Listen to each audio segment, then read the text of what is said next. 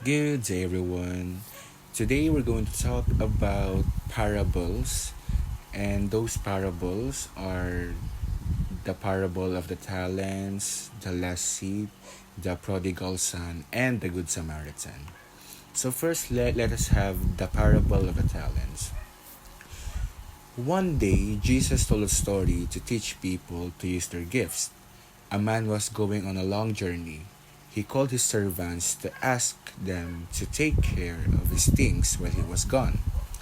He gave the first servant 5 talents of money. He gave the second man 2 talents. He gave the third man 1 talent. Each servant was given something precious. The first servant with 5 talents used his money and got 5 more. The second servant used his 2 talents and made 2 more.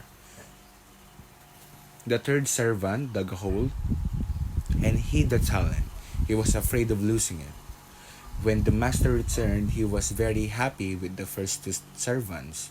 He gave them even more things, but he was angry with the third man because he was lazy and did nothing.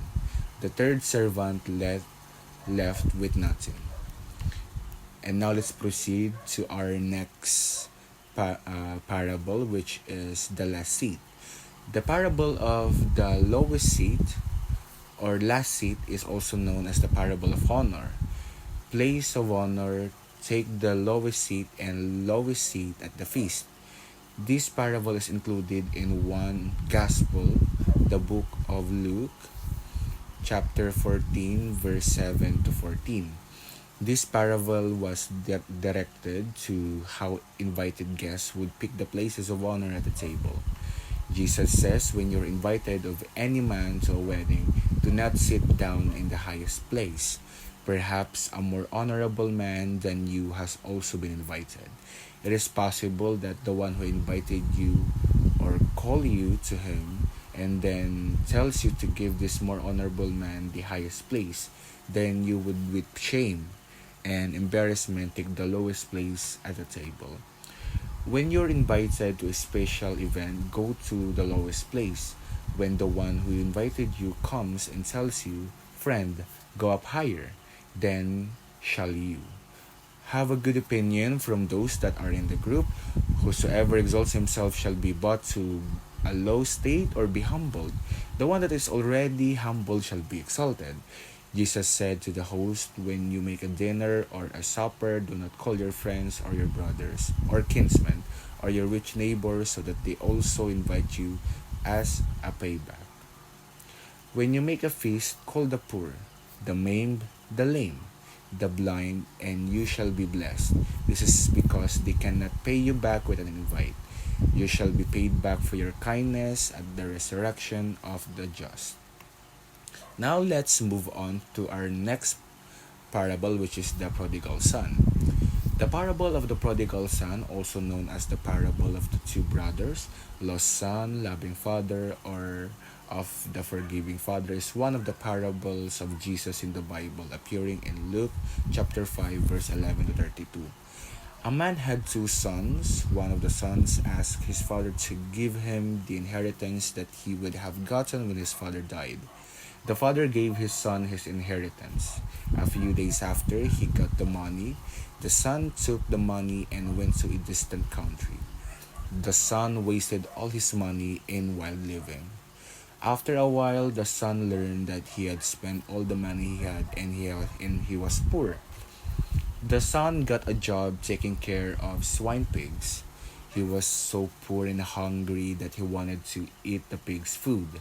He knew that the men that worked for his father always had lots to eat. The son decided that he would go back to his father and tell his father what he had sinned against him, and that he was sorry and wasn't worthy to be called his father's son. Even when he, as a long way, the house, his father saw the son and ran to meet him. He was very happy to see that his son was back home. The father hugged his son and told the workers to put new clothes and sandals, shoes, and give to him, and also a ring. The father told the workers to make a special big meal for his son. The brother of the son was jealous, but the father told him that he should be happy because it was like the son had been lost and now he had been found. And for our last parable, which is the Good Samaritan, the story is told in Luke chapter 10, verse 29 to 37.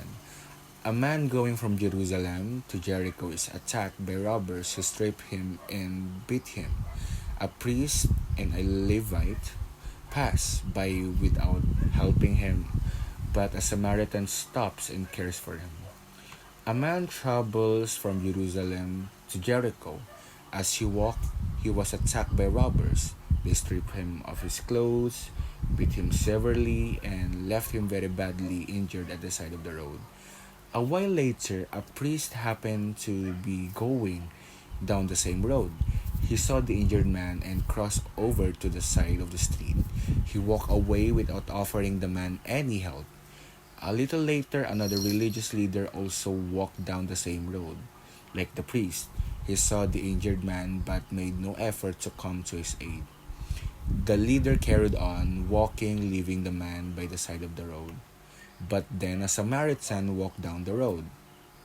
The Samaritan saw the injured Jewish man lying in the road. Unlike the priest and the Levite, he stopped and took pity on the man. He bent down and bandaged the man's wound, pouring on oil and wine. He helped the man climb up onto the back of his own donkey and then took him to an inn, walking alongside the donkey. When they reached the inn, he paid the innkeeper for the night and asked him to look after the injured man. Look after him, the Samaritan said, and when I return, I will reimburse you for any extra expense you may have. And my reflection on the story actually